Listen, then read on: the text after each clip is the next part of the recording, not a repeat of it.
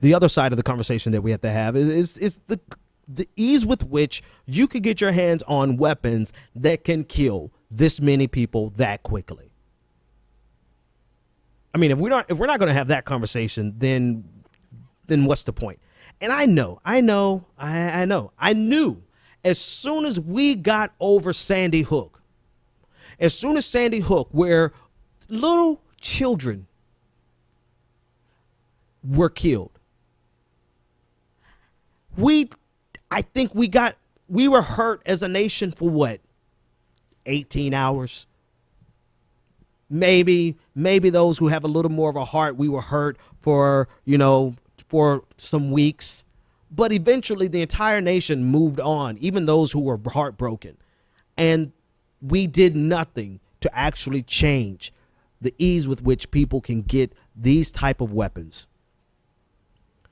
And if you look at it, Orlando, Aurora, Sandy Hook, San Bernardino, the Umpqua Community College.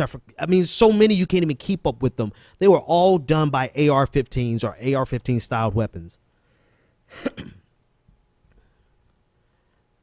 7 of the 10 deadliest shootings in history were, well, I'll talk about that in a second. But I want to focus on the weapon itself.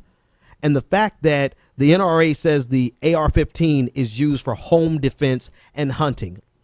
Listen, first of all, AR-15 is going to not just only kill a home intruder, it's going to shoot up your entire place, especially if you don't know what the hell you're doing. There are plenty of other weapons that you could use and get access to, load quicker, and than the AR. You don't need an AR-15 to you definitely don't need an AR-15 to hunt, right? It's ridiculous because we're wondering, we are not going to be able to stop hate. At best, we can try to make it difficult for hate to get its hands on weapons that can kill a whole bunch of people. No matter what we do, we're not going to outlaw religion. Sorry, we're not, because there's 2 reasons, practically and philosophically. Practically, you can't do it and still maintain the freedoms that you have underneath the Constitution. Impossible. End of conversation. Good night. Show's over. You're never going to put an end to religion. That's 1. 2, you can't possibly purge the earth of hate from religion without actually becoming the same monster that you want to purge the earth of.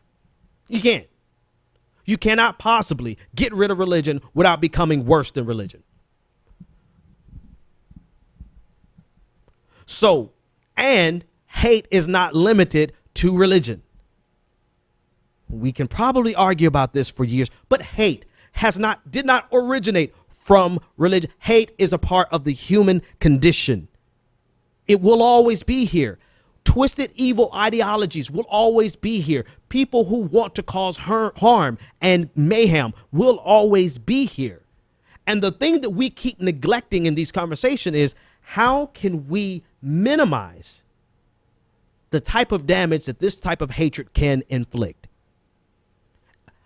But we never have that conversation because the most sacred amendment in the United States is the Second Amendment.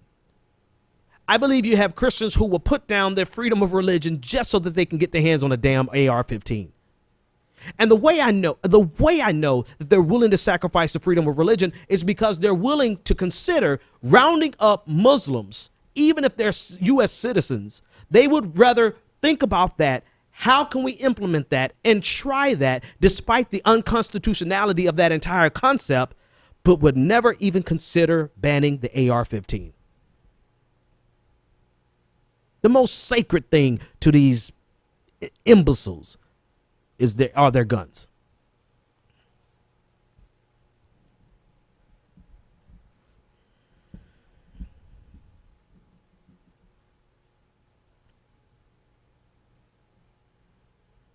So for everyone who's saying your thoughts and prayers, if you are making it more difficult, listen, this guy, I'll talk about him in a second.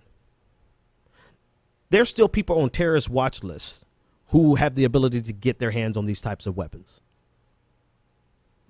And if you are I mean, they're not serious. I mean, they're not serious. They don't want to do anything. They're not going to do anything. This is just the screwed up world that we live in. And you have schools now. I don't know if you've seen it. They have bulletproof sleeping mats. And kids have to practice active shooter drills. And they have to do it because hate, yes. They have to do it because of bigotry, yes. But they also have to do it because there's no way we can stop in America. We're not willing. We don't have the political wherewithal, the political willingness to stop evil people from being able to get guns, or mentally deranged people, or people who are just hate-filled, or whatever you want to describe it. People who just are whatever. We make it too easy for people to get their hands on weapons. And yes, he was licensed. I know he was licensed, right? But why was he licensed when he was under investigation or the object of the investigation by the FBI? 3 different occasions he was questioned by the FBI. Did no one consider for a moment that this might be a disqualifying factor? But no, the most important thing, and don't get me wrong, I understand the constitutional implications of once you're investigated by the FBI, no longer being able to purchase weapons. I understand the constitutional implications, right?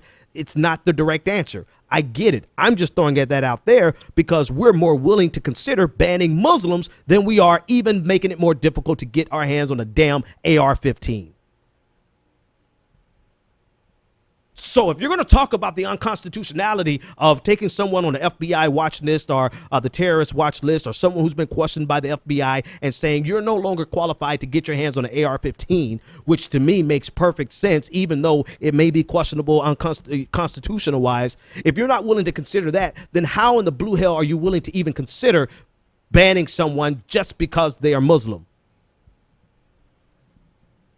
Unconstitutional is unconstitutional.